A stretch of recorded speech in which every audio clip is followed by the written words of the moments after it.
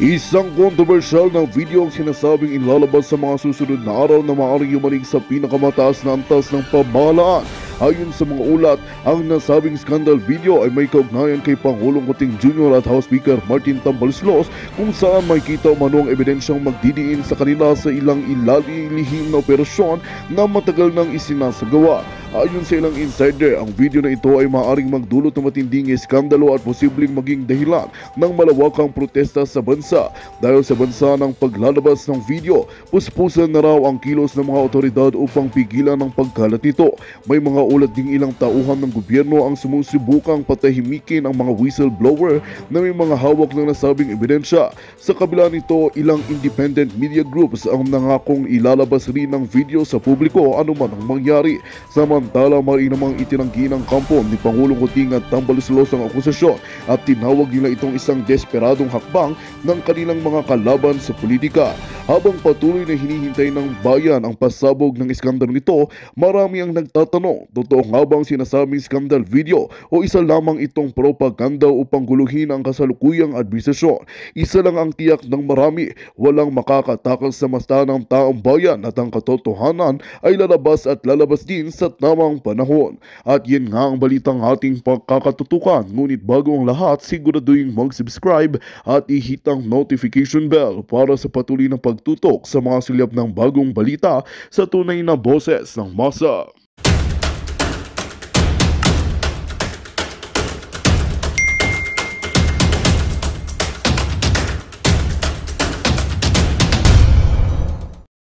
Sa tatay, kaya weak eh.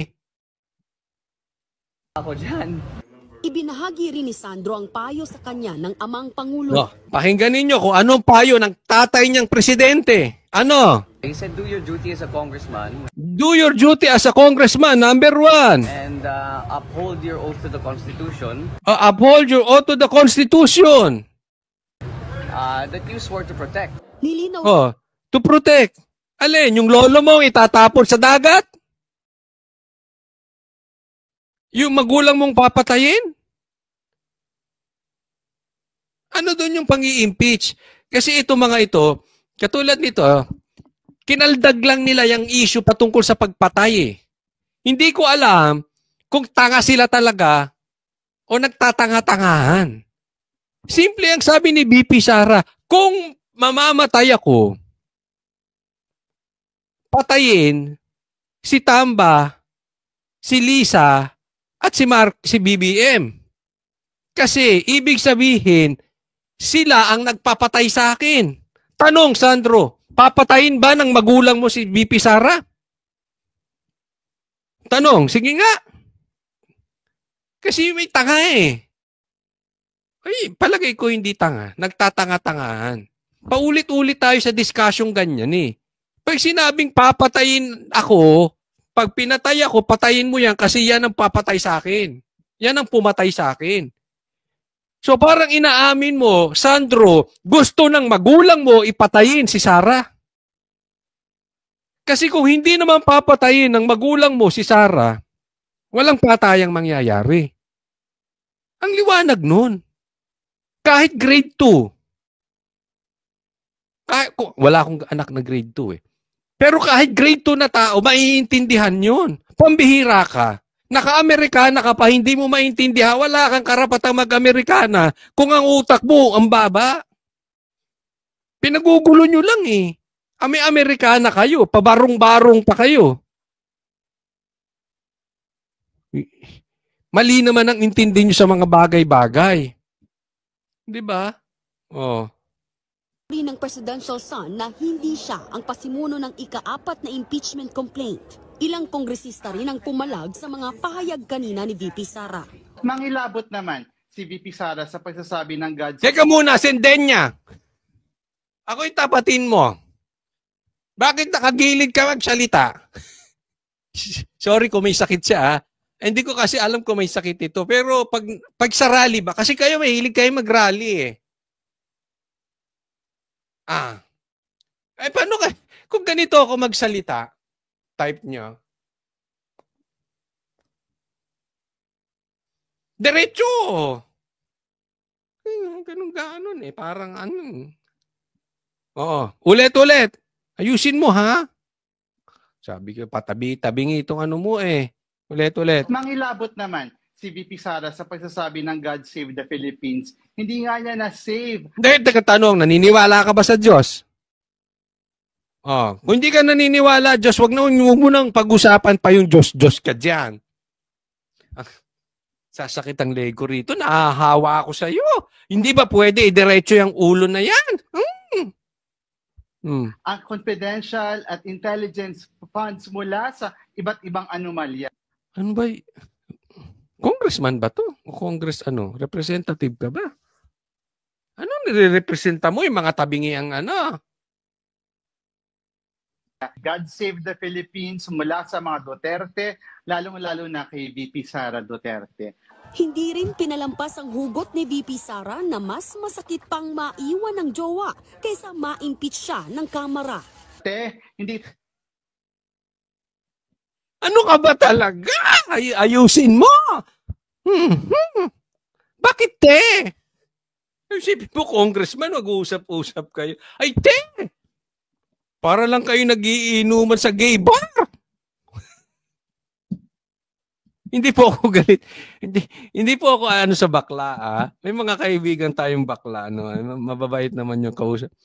Pero huwag mong dalhin niya pag ganyan-ganyan mo kasi. Tapos ang tawag mo, te. Congressman kay te. Ulitin. Pambira talaga, Ng Kamara. hindi ito usapin ng jowaan. Usapin ito ng public accountability. At Teka muna. Te, yan ang problema natin. Yung lumalabas ka sa konteksto. Marami yan. Delikado yan, ha? Mag-iingat kayo pagka lumabas sa konteksto, ha? Kasi sabi niya, ito ay hindi usapin ng jowa. Ito ay usapin ng ng patungkol sa publiko. Sa politika. Parang ganon. Hindi ko na maalala kung ano sinabi niya eksakto. Ang tanong kasi sa kanya, anong masasabi mo, VP Sara, doon sa itong darating na Valentine's Day, anong maipapayo mo sa mga nag-iibigan, mga ganon? Patungkol sa Valentine's Day. Alam nga masabihin ni VP Sara, ay wag kayong mag-Valentine's, may impeachment. Di ba ang pangit? O kaya sagot ni VP Sara, alam nyo, sa February 14, i-celebrate natin ang Halloween kasi namatay na ang mga congressman sa kanilang paninindigan. Alam ka namang ganon. Niloloko mo ako, te. Yun ang tanong di yun ang sagot, bobo. Ang bobo mo, te. Ayan ang problema sa inyo di ba? Ilagay nyo sa konteksto. Alam mo, delikado yan. Hindi mo nilalagay sa konteksto. Bigyan kita halimbawa. Yung isang tao na mong problema, sabi nila, pumunta raw ako sa Biblia. Di nagpunta sa Biblia, binuksan. Pagbukas niya, broken hearted. February 14 Pagbukas niya, anong nabasa niya? Si Judas ay nag-suicide. Ay di magsi-suicide ako. Ganon. Yan ang problema pag ninaalis natin sa konteksto ang mga pinagsasasabi natin. Ngayon, naiintindihan mo na, te. Mag-iingat kayo, huwag kayong lalayo sa konteksto. Baka mawala ka ng kasarian. Delikado. Hindi ko po inaano yung mga ha? Ako ay mapagmahal din. Oo, may mga, again, ha? Te, tuloy po tayo, te. pananagutan. Bumelta rin ang mga kongresista sa pagtanggi ni VP Sara na pinagbantaan niya ang buhay ni na Pangulong Bongbong Marcos, First Lady Liza Araneta Marcos at House Speaker Martin Romualdez. Ito ang unang-una. Paulit-ulit sila dun sa topic na yun. Hindi na sila nakaalis-alis talaga dun. Ay, binutasan. Alam nyo, yung plano nyong impeachment, matagal nyo ng plano. Ha? Matagal nyo na. Huwag nyo kami niloloko. Sabi nga ni BP Sara, even last year pa naghahanda na sila patungkol dyan. Alam na ng taong bayan na ihimpits niyo si BP Sara. Kailan lang naman niya sinabi yung patungkol dyan sa papatayin? Kung pinatay siya, ipapapatay na yung yung nagpapatay sa kanya na sila Marcos at si Tamba. Diba? Niloloko niyo taong bayan. Sa articles of impeachment na isasalang sa Senado. Meron pong mga ebidensyang nakasama po doon. No? Yung... Like droga. Hindi. Walang droga. Nahuli. Yung driver na may dalang droga yung kapatid. Ganon. Hindi ganon. Walang ganon si BP Sara Barbers.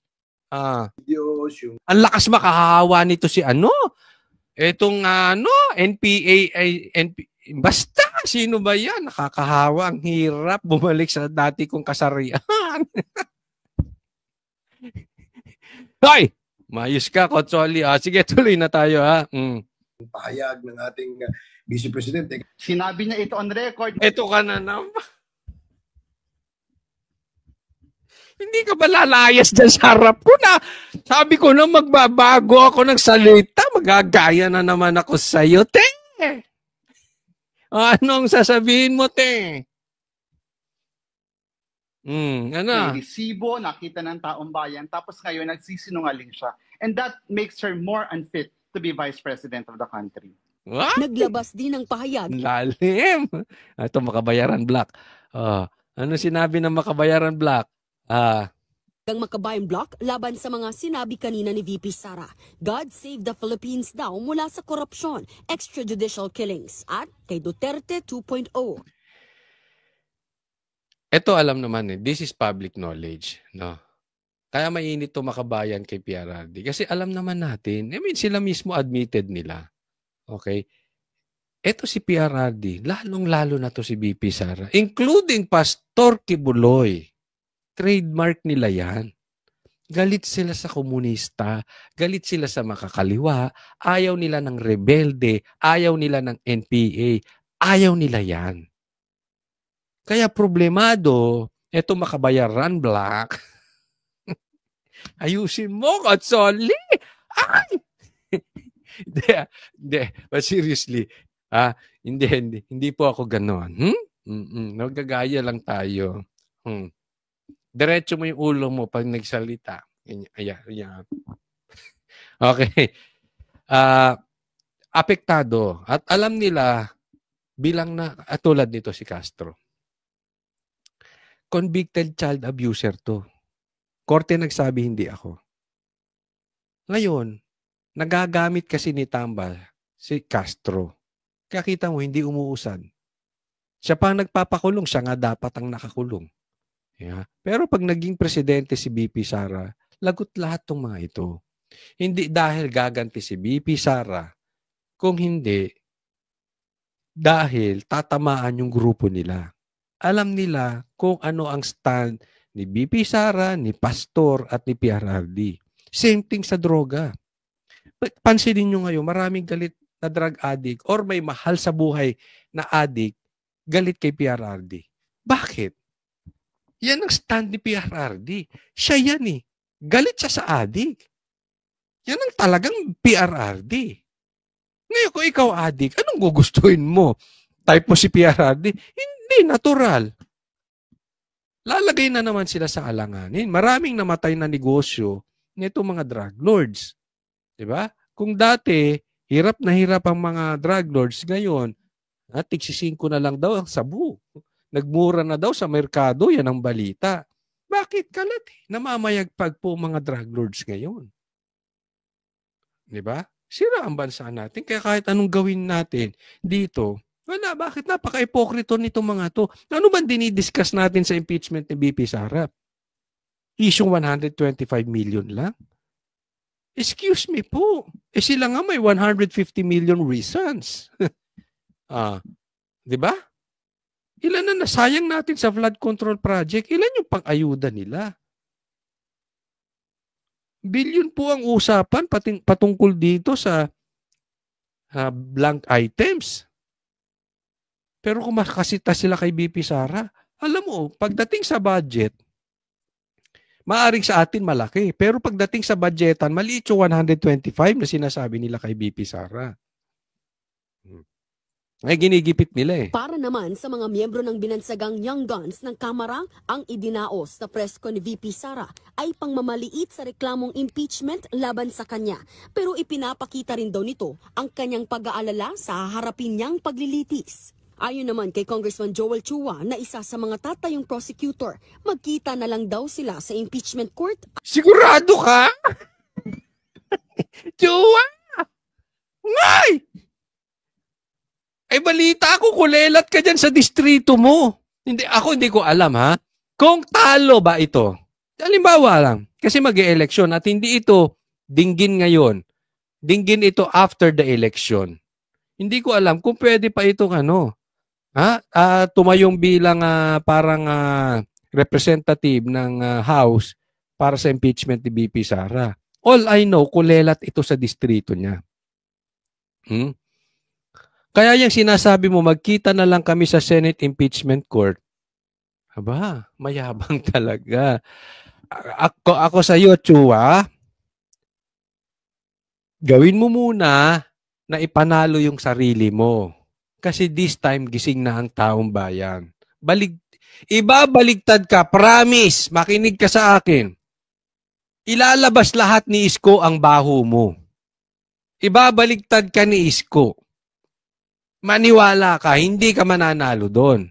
Kung manalo ka, thank you, Comelec. Thank you, Comelec. Thank you, Magic, sarap. Kung ano man yan. Pero kung sa patas na laban, talo ito. Hindi ito mananalo. So, hindi ko alam kung ano yung mga pinagmamalaki nitong mama na ito. Pero, alam mo, mga kababayan ko, sama-sama tayo pagtawanan natin ito. Sa mga manunood ko na taga Maynila, pakilagay nyo nga dyan. Kasi alam nyo, nakulelat ito eh. Sige, lagay nyo dyan. Lagay nyo dyan, Manila. Kulelat, Chua. Ibig sabihin, alam ko na, yung pag binasa ko yan, taga Manila ka, kulelat talaga si Chua. Diba? Well, anyway,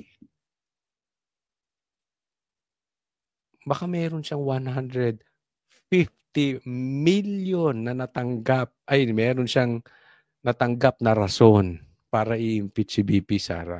Kaya naman, kahit matalo siya bilang congressman, at least, nakatago na yung kanyang 150 million reasons to impeach BP Sara. Nakasubi na.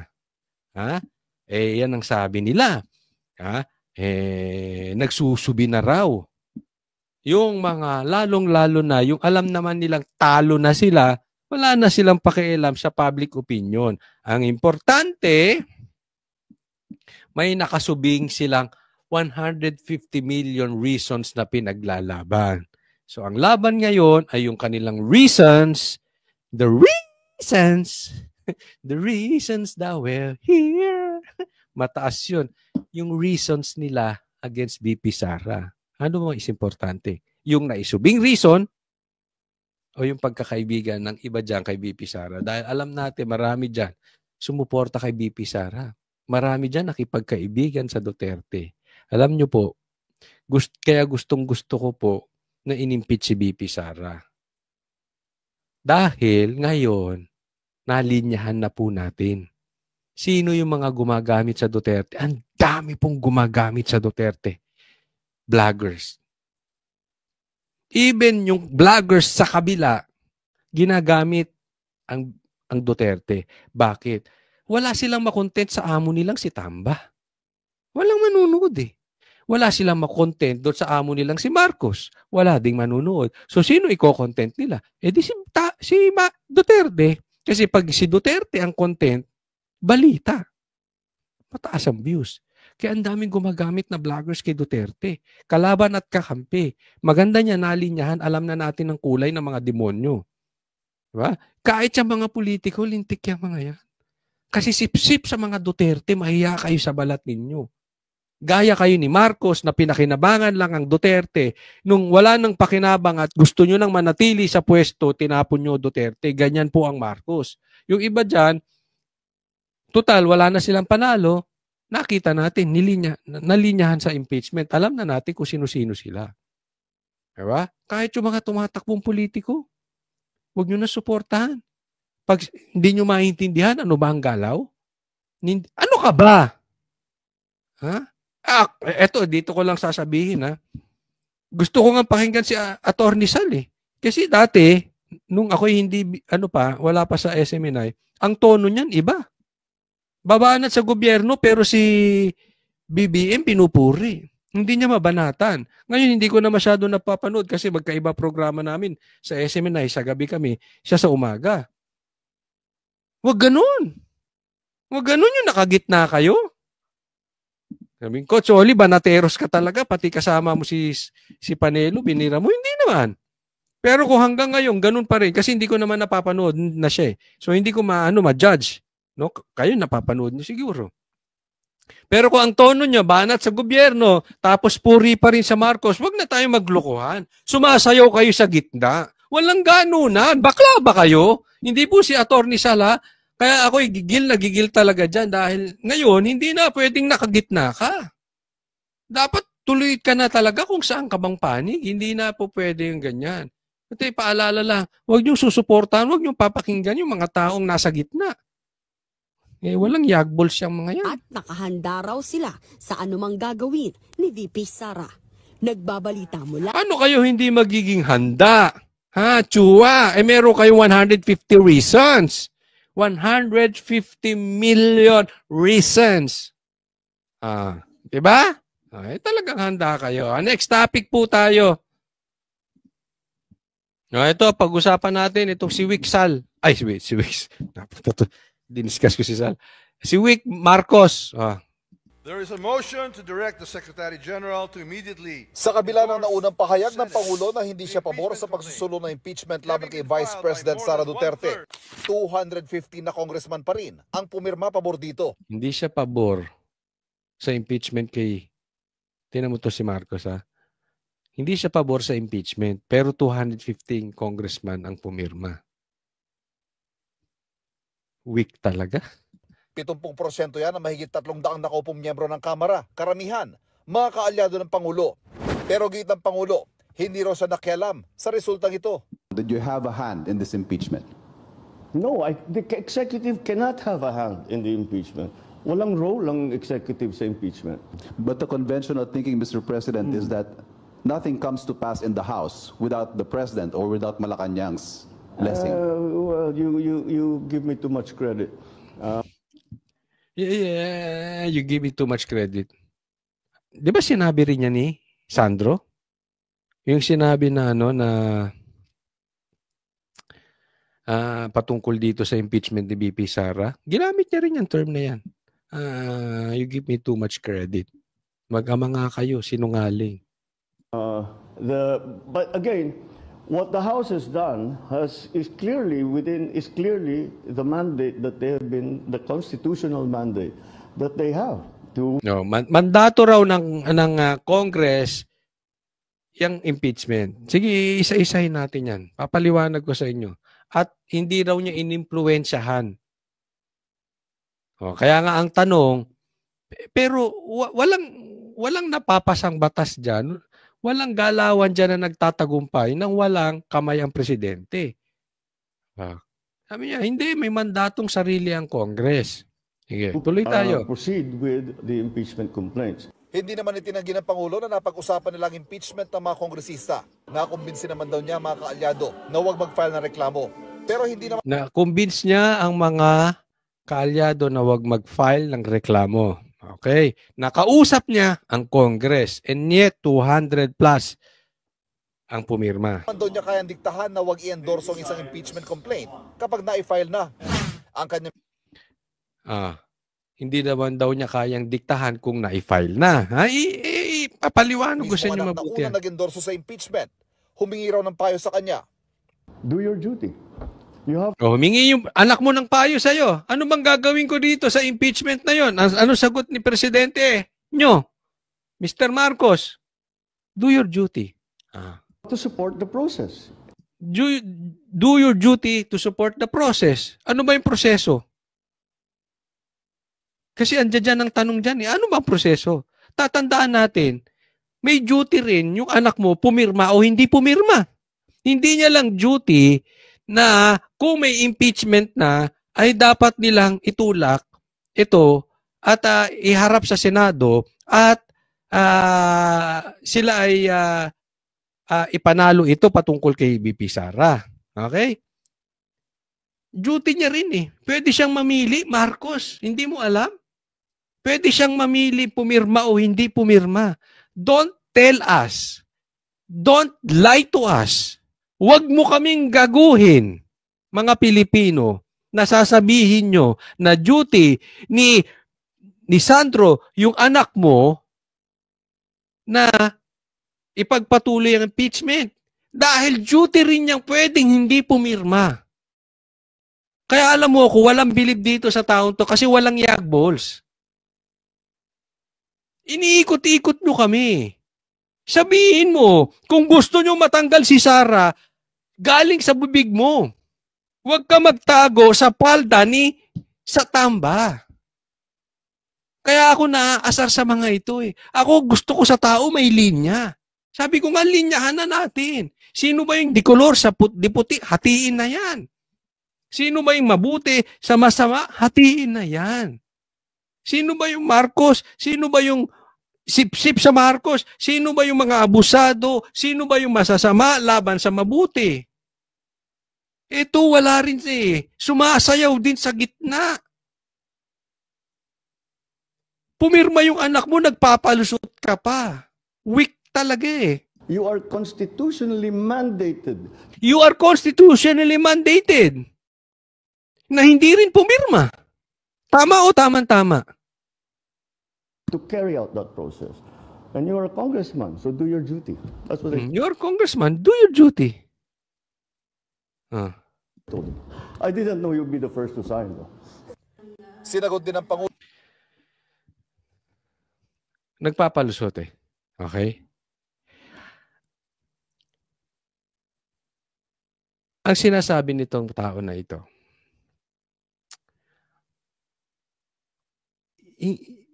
parang ang ibig niyang sabihin, legally, hindi niya dapat pakialaman ang Congress. Hiwalay yun. Meron silang mandato sa konstitusyon. Ganyan niya tayo pinaiikot-ikot. Marcos, wag tayo magbulahan. This is about influence. Wag mo kaming lokohin. Sabi mo, ayaw mo sa impeachment. And yet, yung anak mo unang pumirma. Anong klase kang leader? Sasabihin mo, ayaw mo sa impeachment, 200. Ang pumirma sa impeachment, 200 plus. Sino ba ang leader dyan? Si Tamba na pinsan mo na ikaw ang naglagay. Talaga bang sadyang lolokohin mo araw-araw ang mga Pilipino? Hindi kayo titigil sa panloloko sa Pilipino? Kasi, yes, legally, hindi mo sila pwedeng diktahan. But Marcos, listen to this very carefully. Being a leader, you should have influence. You have an influence. Kung wala kang influence over them, inutil ka dyan. Naintindihan? Pero ako hindi naniniwalang inutil to. Ang paniwala ko, niloloko niya ang taong bayan, may kamay siya dyan. Inaaraw-araw na talaga tayo ng taon to sa pambubudol. Bigyan ko kayo halimbawa. Halimbawa lang ha. Halimbawa lang. Kunwari mga kasamahan ko o mga kapwa ko vloggers, hindi ko sila pwedeng diktahan. Sasabihin ko, oy, pag ano naman, mag-Amerikana kayo. Pag lalabas naman kayo sa TV, mag-Amerikana kayo. Pag may formal gathering, mag-Amerika. Sino ako para diktahan sila? Baka makasuhan pa ako, pinilit ko. Tama o mali? Okay. Pero, kung ako ay may influence, magbibihis ako ng maayos parati. Yung tao, nakatabi mo, halimbawa ay kasamahan mo or kapwa vloggers mo, na ayaw magbihis. Pero ako'y laging nagbibihis, naka-Amerikana. Susunod o hindi? Kung may influence, susunod yun. Hindi ko kailangan sabihin mag-Amerikana at mag-ayos naman kayo. Mag-Amerikana at mahihiya yun eh. Magmumukha siyang gusgusin eh pag nakatabi. Tama? Iyan ang sinasabi. Magandang balita ang hatid namin sa inyo ngayong araw. Sa pagtatapos ng aming balitaan, nagbigay kami ng mga mahalagang impormasyon. Maraming salamat sa pagtutok at pagsuporta sa aming programa. Huwag kalimutang manatili sa mga susunod na araw para sa mga bagong balita at mga kwento na dapat nating abangan. Mula sa Boses ng Masa, magandang araw, Pilipinas!